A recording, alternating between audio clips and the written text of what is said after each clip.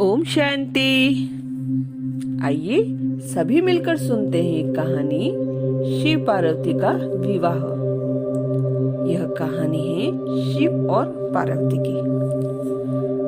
पार्वती सती के नाम से जानी जाती है। मान्यता यह है कि सती देवताओं के प्रमुख प्रजापति की छोटी पुत्री थी।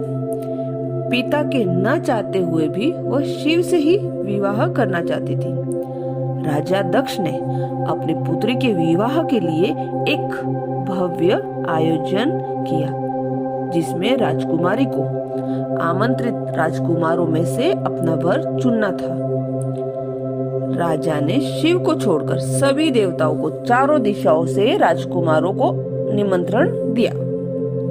सती जब हाथों में वरमाला लिए हुए सभा में आई तो वहां शिव को न देखकर बहुत दुखी हुई।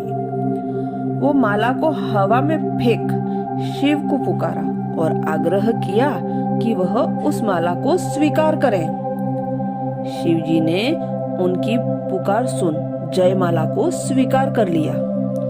हार कर राजा ने अपनी पुत्री का विवाह उनके संग कर दिया। शिव पार्वती को लेकर कैलाश पर्वत पर चले गए, जहां उनका महल था। कुछ समय उपरांत राजा दक्ष प्रजापति ने अश्वमेध यज्ञ रचाया, जिस यज्ञ में घोड़ों की बलि चढ़ाई जाती है।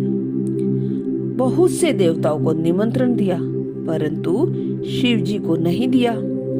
सती सभी देवताओं को उस ओर जाते देख अपने पिता से मिलने गई और उनसे विनती करने लगी कि उनके पति को भी निमंत्रण दिया जाए।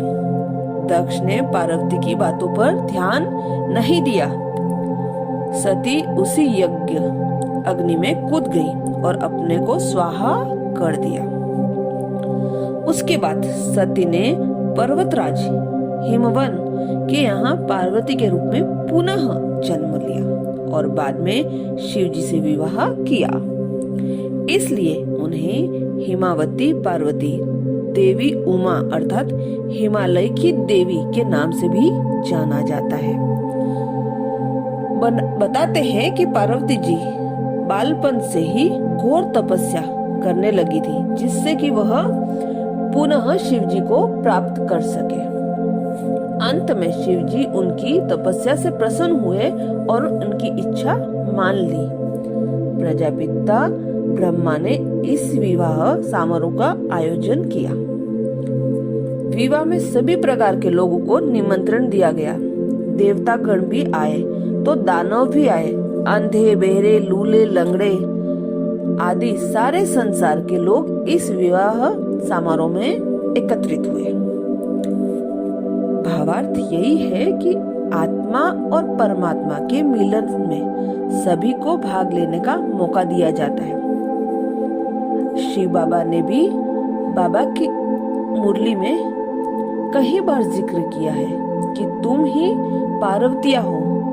कठोर तपस्या करके जब तुम कर्मातीत अवस्था को प्राप्त कर संपूर्ण बन जाती हो, तब शिव साजन अपने साथ आप सभी आत्मा रूपी पार्वतियों को परम धाम आत्मा की दुनिया में ले जाते हैं। सभी नंबरवार पुरुषार्थ अनुसार बाराती बन भगवान के साथ घर वापस जाते हैं। जो पढ़ाई के आधार से पास विद ऑनर बनते हैं वह उनके समीप रहेंगे। जो पास होते हैं वह पीछे, और जो फेल हो जाते हैं वो बारात में भी सबसे पीछे हो जाते हैं।